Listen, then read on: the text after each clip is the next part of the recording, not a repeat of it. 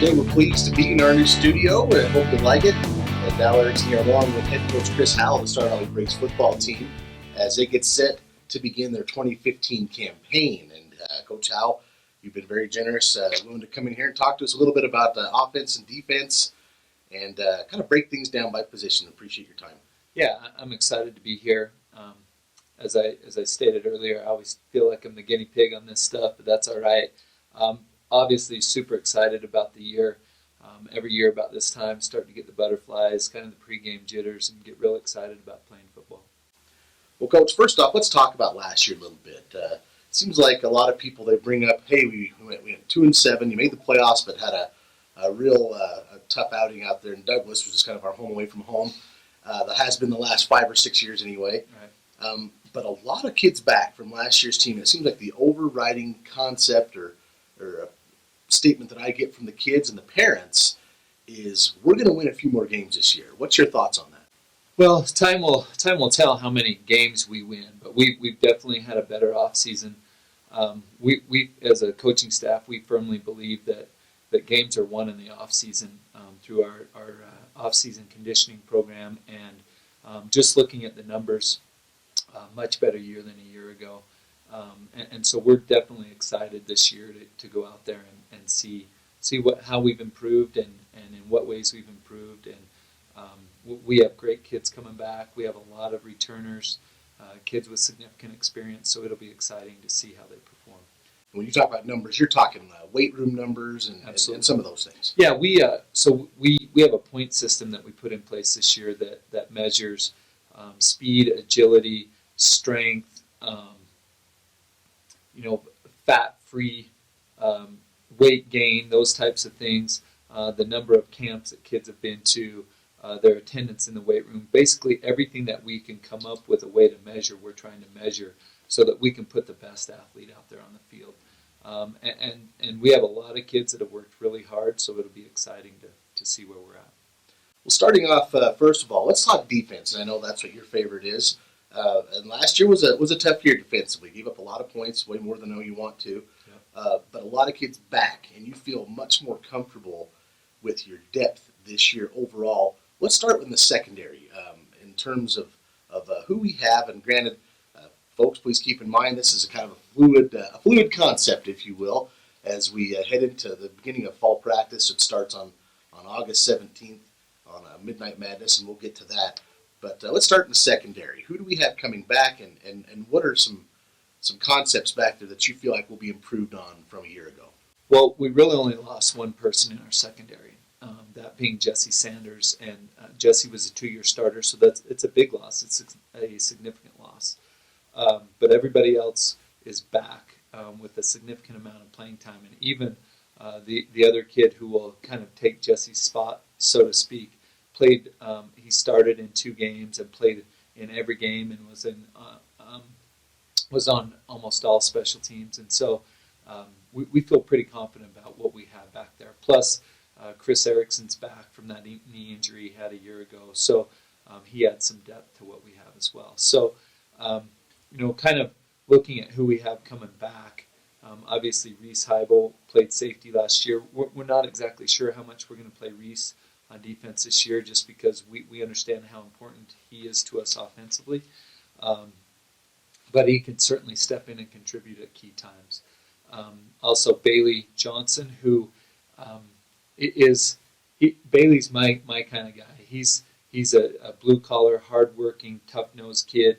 When he came in a year ago, he wasn't a projected starter. We had some injuries early on, and he actually played through an injury all year last year, did not miss a practice, did not miss a snap in a game, extremely tough kid, smart kid as well. And so he'll kind of be the anchor to that back end at the strong safety position. And we rely on those safeties to make a lot of calls and a lot of checks. And so having somebody with a year of experience behind or under his belt certainly gives us a leg up there. Yeah, Bailey was a real pleasant surprise last year, as you mentioned, not exactly slated to start, but ended up, he's actually our leading returning defensive point scorer coming back for this year. Yeah, he's, like I said before, he's just a tough-nosed kid.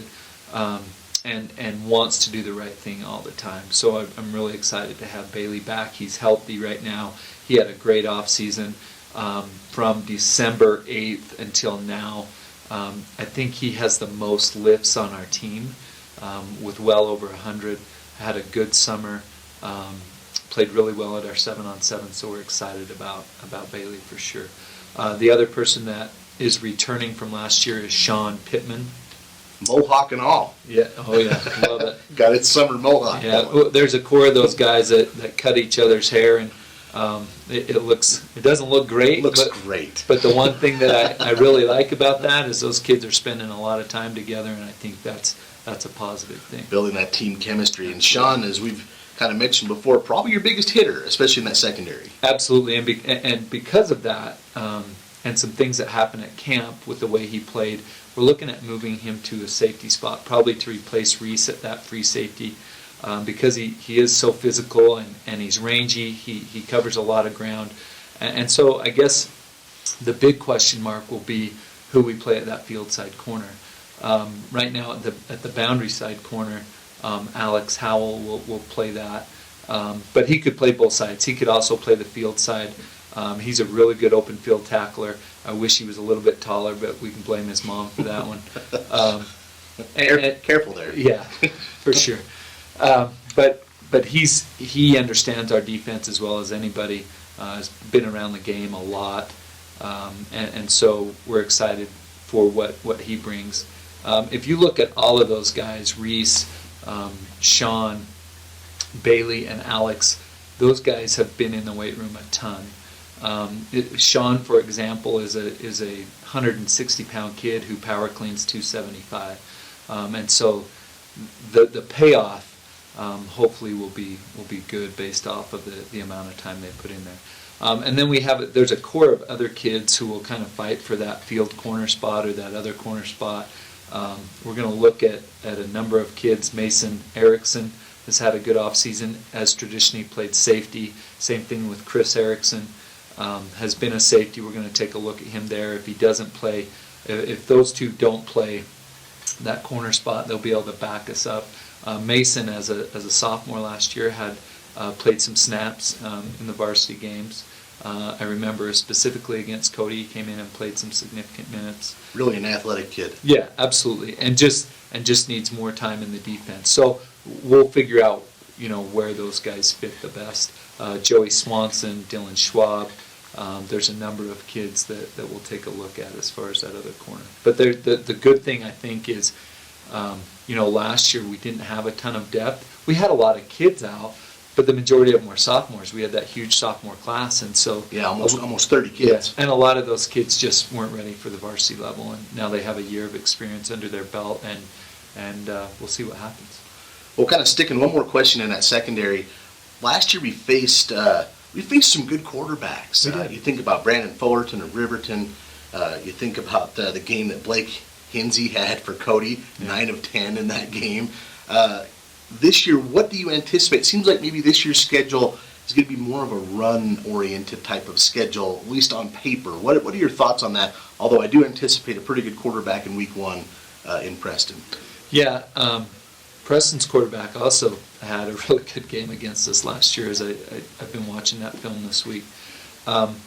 It's hard to say what you're going to see because we don't know, say, what Riverton has coming back. We do know that Douglas has a decent kid coming back. The Hinsey kid's back for Cody, but there's certainly a run-first offense. We don't know what we're going to see out of Powell. Worland has a new coach.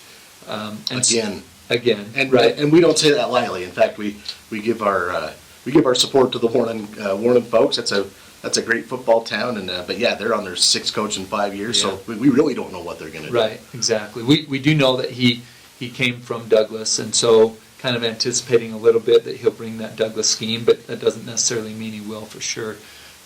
So there'll be a run-pass team as well. Green River brings back a really good quarterback. Yeah, Tyler Vendetti. Yeah, he's very shifty. He's a dual threat. Very athletic kid, and so he'll create some problems. So defensively, we spend a lot of time on the pass with our passing league type stuff, and so our kids are used to that. We throw the ball a significant amount, and so our kids see a lot of it in practice. But one of the things we try and do defensively is have enough tools in the box that we can try and take away whatever a team's strengths are.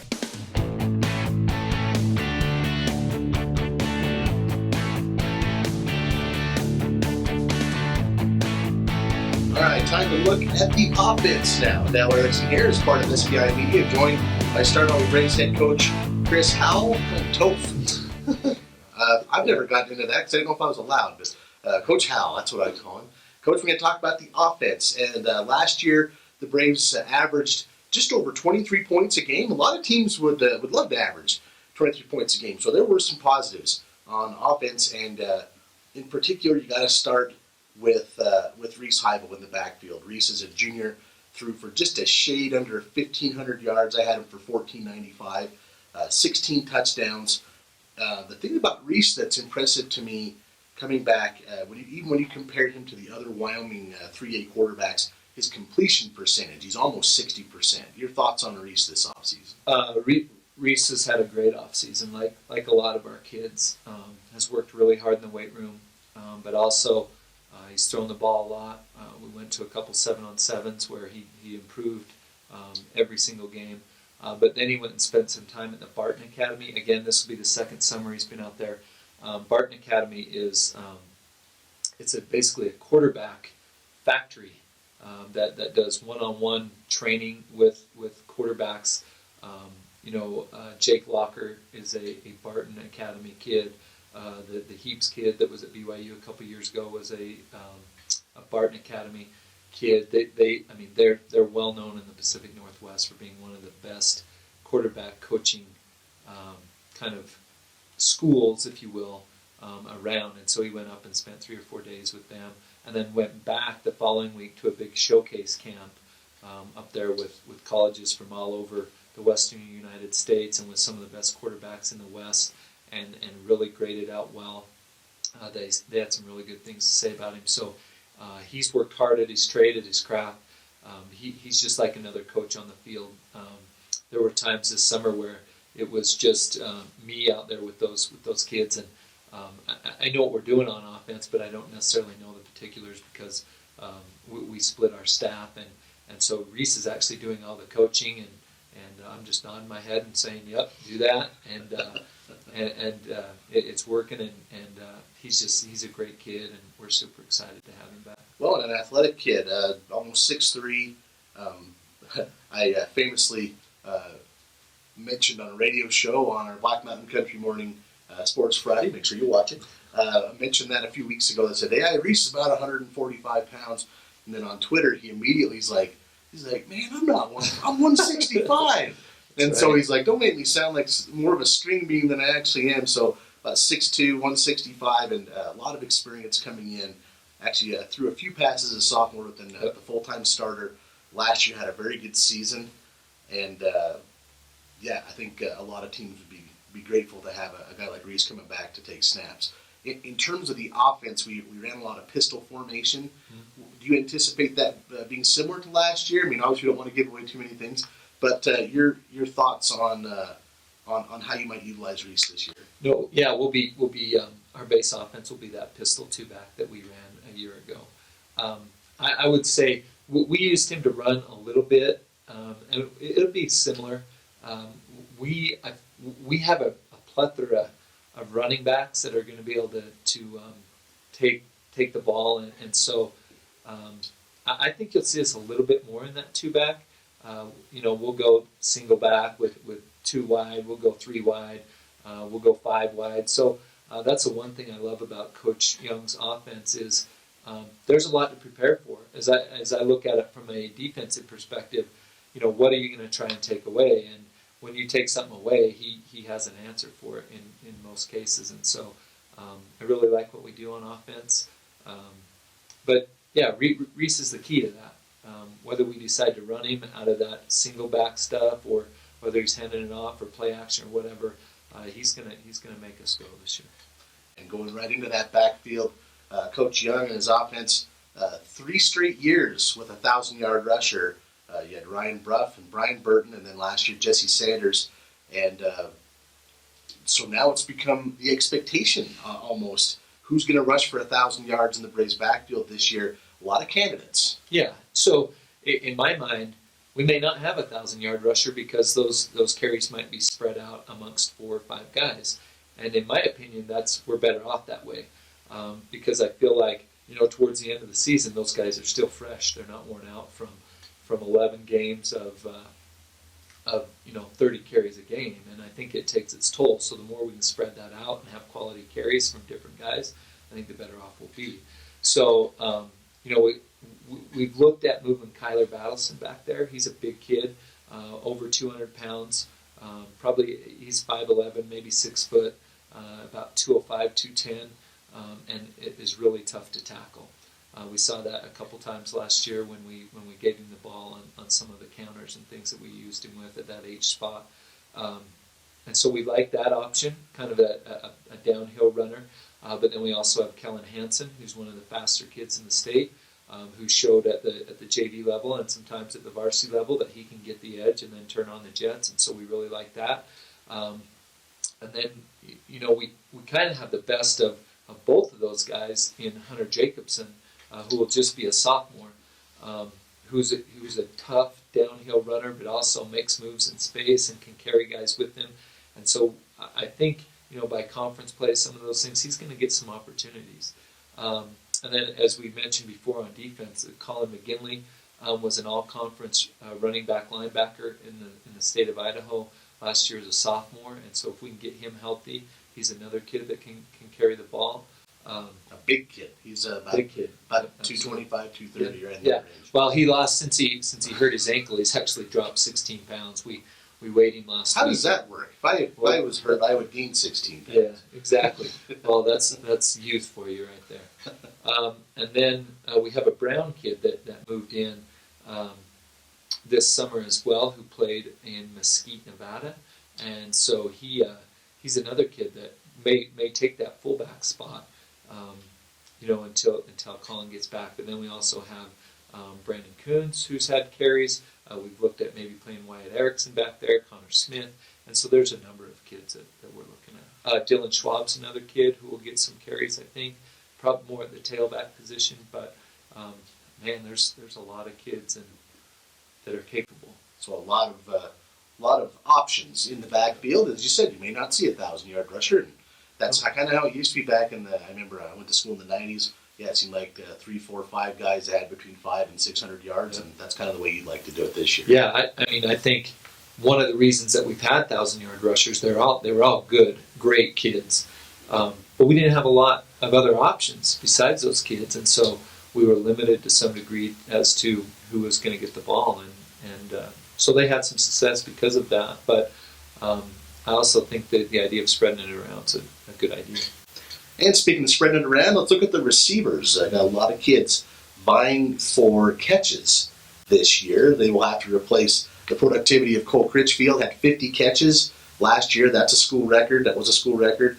Over 700 yards and 10 touchdowns. It's quite a season. But again, maybe overcoming some individual effort with some overall better depth perhaps this year. Leading returning receiver is Kyler Battleson, had almost 300 yards. Yeah, Kyler's a kid that we can put in a lot of different spots. We talked about him at tailback. We played him at tight end at our H spot that is kind of like a tight end, hybrid tight end that moves around fullback a little bit. We can put him outside and create a matchup issue on a smaller corner. And so Kyler will definitely play a big role in that. Sean Pittman played a significant amount of time last year. It is fast, quick, kind of a big strider guy, so he might be our vertical threat, so to speak. But we also have like Chris Erickson, who got hurt before the first game, who was kind of slated to be a kid who really similar to Cole, where he can go up and catch the ball, has that basketball background, some of those things. Really good possession type kid.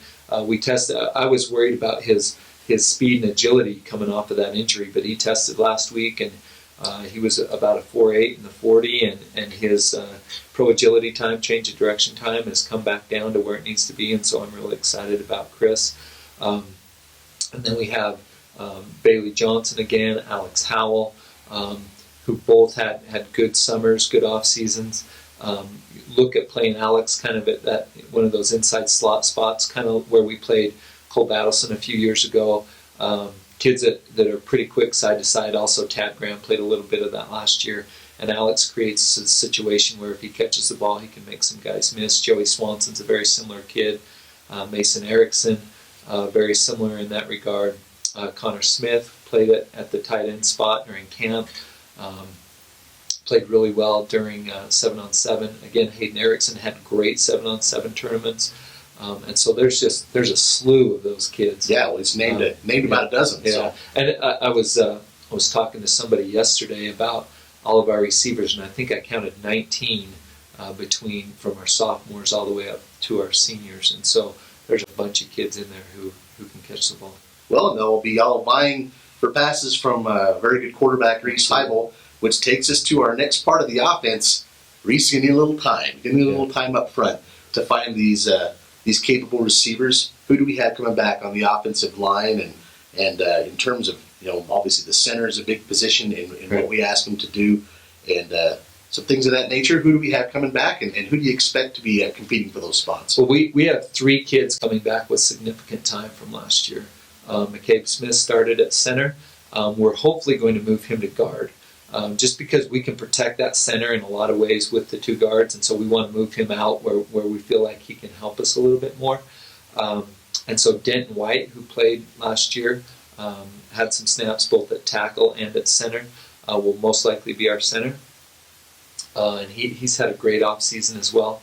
And so those 2 kids there, and then Max Gardner comes back, played almost every snap last year at tackle, and probably play tackle again this year. Now I want to talk about Max for just a second, because you gave him some pretty high praise when we talked earlier this summer in comparison to another former player and captain you had. Yeah. Would you mind talking about that again? I mentioned to Dahl this summer that we elect 2 captains in the spring, the team does, and then we have rotating captains throughout the season based off of their performance and classroom stuff and some different criteria. But our kids elected Reese and Max as their captain, and some people were really surprised that Max was one of our captains, not because he's a bad kid or anything like that. Clearly he's not. No, he's a great kid and has a great relationship with a lot of the kids on our team. But he's quiet. He doesn't say much. And a few years ago, we had Derek Wolfley, who was very similar, and people were really questioning whether Derek Wolfley should be one of our captains. Coming out of his junior year, he just had an okay season for us, and then kind of lost in the state wrestling tournament a little earlier than people projected him to, and so there were some big questions about whether Derek could do it, and he turned out to be one of the best captains we've had since I've been here. And had a tremendous senior year, and capped it off with a state championship in the wrestling. Yeah, won a state championship as a wrestler. Played a key role on the team that played for the state championship in football. But more than that, he did everything right in the offseason. He was in the weight room. He went to the lineman challenges. He earned what was called in fact, he was one of our last black shirts. So a black shirt is a group of kids. It's something I started when I was in Utah, similar to the Nebraska black shirts, where kids have to meet certain criteria, and if they meet that criteria, then they get kind of inducted into this black shirt society. And if you go back and look at the history of that, we have kids that were all Mountain West players. We have kids that were all WAC players at the next level. Kids that played in the NFL from the time when I was at Logan High with Chris Cooley. And so this goes back even to Coach Favero at Logan High as well. And so it's moved from school to school, and it's a tradition that's a big deal. And Derek's, one of the goals that he wanted to reach that year was to become a black shirt, and he did that. And I was so proud of his growth over the year. And so Max in my mind, is a very similar kid. People look at me and they're like, Max Gardner, he's too quiet, he doesn't do this, he doesn't do that. And I just have to remind them that's what we're all about, is growing kids and helping them become better people. And Max is doing that. He's working really hard. Had a great camp. I see him coaching other kids, teaching on the run. Some of our freshman 8th graders that were at camp, definitely helping those kids along the way to get where they need to be. He's had a good off season in the weight room, and so I'm really excited about Max's potential as far as a leader goes. All right, well, a guy to watch on offense. Let's finish up. Who else on the offensive line have we not mentioned? Again, Dylan Ortman coming back, had a really good camp. And then we're looking at a lot. We have kind of a bigger side of our line because we flip-flop our line, and that's no secret. The teams we play know that, and we don't necessarily care that they know that. But then we have kind of a quick side, and so we're looking at a number of different guys there. Wyatt Erickson's a guy we've looked at. Even Connor Smith's a guy we've looked at. Brandon Kuntz is a guy we've looked at. Darren Allred's a kid we've looked at, playing kind of that quick guard who does a lot of pulling and those types of things. And so I would say that's the one position that's kind of up in the air. Sergey Hokinson's got some looks there. He's big, but he's actually pretty agile for a big kid. And so there's a number of kids that we're looking at for that spot. And hopefully through 2 days we'll kind of get that solidified. Well, and it's here. It's upon us. No Practice doubt. starting on August 17th at 12:01. Yep. So this is the second year that the Braves football team is engaging in Midnight Madness. Tell us what that's all about, how the community can be involved if they want to, and what you'd like to see it grow into. Well, it came from a couple of different ideas. First of all, Coach Draney has done that in the past where they've done their first run at 12:01 in the morning. And the idea is that we're as anxious as we can be to get out on the field and get this season started. And so we're not going to wait till daylight. We're going to do it at midnight when it turns 12:01 and we can officially start practice. And the other thing I saw is there's a number of Texas high schools that have done it, and they've created basically like a huge carnival where the whole community comes and they have a big cookout. They have like these bouncy houses, all this crazy stuff. And they get to meet the players, those types of things, and then practice starts. And most people go home at that point, but a few stick around. So that's where the idea came from, and ours is certainly a scaled down version of it. So we'll practice from 12:01 to about 1:45, and then we have parents who last year cooked us breakfast, but we figured 2 o'clock in the morning is probably a little early for breakfast. So this year they're doing burgers and hot dogs for us. And then most of the kids will end up sleeping out on the field, which is a fun tradition, I think, just to kind of get things going. Kind of wrapping summer up and some of those things. Last year we had one of our players set up a wall tent, and they basically stayed out there all week and had all the amenities that we would need. They had their Xbox and all that stuff, and the school to shower. I remember when they cleaned that thing up, I think they had 2 garbage cans chock full of Gatorade bottles. Oh my gosh, it was disgusting. But it was fun, and I love that kind of stuff because I think it creates some tradition, and it creates that brotherhood and camaraderie that is so critical in the game of football. Well, Coach, you've mentioned that a couple of times. You feel like maybe this year's team, and not to go too far, but it sounds like maybe chemistry is going to be a positive for this year's team. Do you agree with that? Yeah. One of the things I would say about last year's team is it might be the funnest group of kids that I've coached. And our record wasn't great, but I love those kids, and they were fun to be around. We didn't have any issues as far as, kind of off the field type stuff, and they were fantastic. I love those kids. And a lot of these kids were part of that. And that they saw how important that togetherness was through those tough times, and I think it's carried us over into this year. There have been times, these kids, Reese is building a little hut shed. I call it the Love Shack. But they've been building this shed with, they'll barter for parts and for shingles and whatever, and then teammates will be out there helping him shingle it or put wallboard up or whatever. And so join the football team. Yeah, a little help. No question. A little help at home. And they've spent a lot of time together. The other thing is, beyond what we do from an organizational standpoint in the weight room and 7-on-7 and all those types of things, is as soon as we've gotten done with weights or whatever, those kids will go back out on the field and throw more. To create better timing, to work on catching the ball.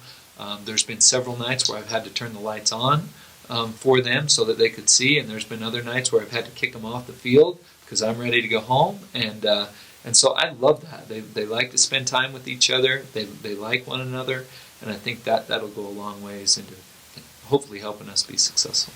Well, and the schedule is a little more friendly this year. If I'm to be a little blunt, let's go over that just real quick, and then we'll let you out here. Braves starting off with 2 games on the road, and maybe those two things don't go together when I say it's a little more friendly and then start off with 2 games on the road. But we head down to Idaho to take on the Preston Indians in week 1. Mm-hmm. Then we're on the road again up in Riverton. We've never played at this stadium in Riverton, so not only will it be 2 road games, it will be 2 places that Star Valley has that you've never played at. So that'll be interesting. Yeah, in a sense, you're right. But, these kids who will now be varsity kids, they both played there last year as JV teams. Our JV went to Preston, and our JV went to Riverton. So they both played on it. They're familiar with the environments. It'll clearly be different because it's a varsity game, but they know what's going on. It will be really interesting to see where those first 2 games take us. Riverton, they lost a lot of kids. We don't necessarily know a lot about them because they lost so many. Preston lost a significant number of kids as well. We have an idea what we're going to see, but you never know until you see those first few games.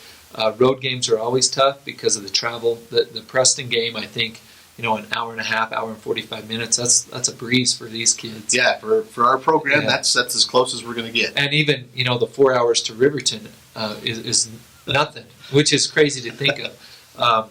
Last year every trip we took was an overnight trip. We were forced to stay over because of the length of the trip. This year we have 1. That's when we go to Cody, and I really gauge our season in a lot of ways based off of that because it takes you out of your routine and there's a lot that goes into it. And so I think the less time you can spend on those types of things, the better off we'll be in some ways. Yeah, out of 9 weeks, we had 4 games that the trip to the venue was 6 hours each way. Just a lot of travel last year. Yep. This year, as I said, a little more friendly. Week 3, we get to play on our home field against the perennial powerhouse Douglas Bearcats. And we've been to Douglas a bunch of times the last several years. They get to come to Afton. The last time they were in Afton, we actually handled them pretty well. That'll be a fun game because they're such a good program. Coach Rhodes is a terrific coach, one of the best in the business. Then back on the road, we go up to Cody, as you mentioned. We've actually had a lot of success up in Cody as a road team in the last decade or so, but they're the defending champs.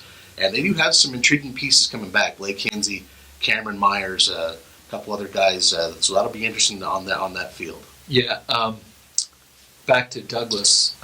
I have more respect for Coach Rhodes than I do the majority of coaches that I know. If you've been to Douglas, it's not a big town, but he's turned that is a football crazy place. They eat, sleep, and drink Bearcat football, and I'm super impressed with the job he's done there. And we know every time we play them that regardless of their talent level, we're going to have an extremely tough game ahead of us. Going there is a brutal environment because of the travel and some of the other things. It's a tough place to win. Not many teams have won there in the last 8 years that I know of. And so that'll be tough. It'll be fun to have them come to our place early in the year. And I think that'll be I love that game. I don't like going up there, but I love playing them because I think they're a great measurement for where we're at. And so it'll be fun to have them come here and play them. And then Coach McFadden, that's at Cody, I actually knew him. He's from Utah as well. And he was the defensive coordinator at Davis High School, which is a 5A school that was just tough as nails. And that toughness, one of the things I think you could say about Cody, they've always been huge since I've been here at least. Great big kids, but not super physical and not great finishers. And I think last year you saw Coach McFadden's influence kind of take over, where he first year as a head coach, second year I think as a head coach, and he just did a tremendous job with those kids, really getting them to buy into the weight room, and it showed on the field. I mean, they absolutely dominated us last year, and those were kids that had started since their sophomore year. Yeah, they were poised to do well, and they lived up to expectations. Absolutely, and they deserved everything that they got. They were clearly, in my mind, the best team in the state, and they proved it. But I know, even though they lost a huge number of kids, They do have Hinsey and the Myers kid back, but Coach McFadden will have those guys ready to go. That will be a very, very good opponent. So that'll be a fun game. And that's week 4, and then it's a little more home cooking in October. As we hit October, the Powell Panthers come to town, and they've definitely had the best of us the last few years, but they replace probably the last remnants of that three-peat, all gone now, so right. they'll be looking to reestablish some of that, but Powell coming into Afton, that'll be in week 5. Then we play our last road game in week 6 as we go over and take on Green River. Yeah, and hopefully that'll be the last road game of the year for us. Hopefully we do a good enough job that we'll host some playoff games and stuff like that. Our kids know how important those things are. Green River's going to be a really good team. They were almost all underclassmen. It was crazy. We went down there and played them the Saturday after we played them here with our JV, and it was the same team. They basically played all their varsity kids the very next day, which is fine. I have no problem with that. But it just goes to show you the youth that they had. And they'll be tough. I think they'll be one of the better teams in the league this year.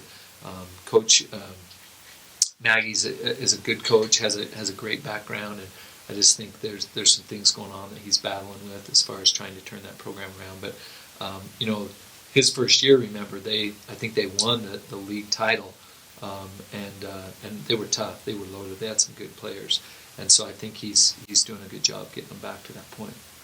Then finally, we wrap up the regular season. 2 home games.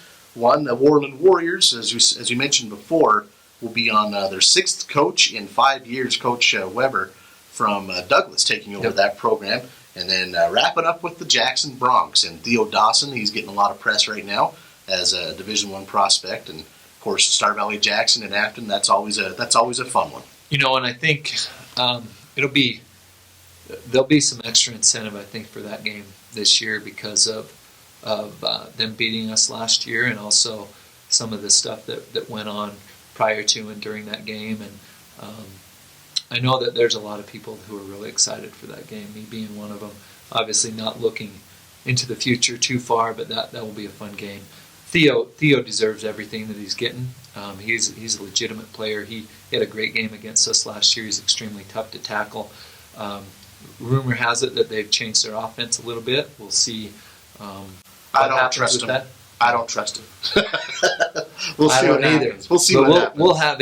We'll have a plethora of film on those guys by the time they get. That's to true. us. That's week 8. So we'll know what to expect for the most part, and that'll be a fun game. It's always a fun environment.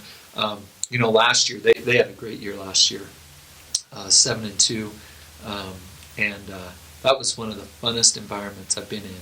I mean, there was a lot of stuff going on, but during the game, their players were absolute gentlemen, and it was a really hard-fought game on both sides, and we came up short, but that was fun.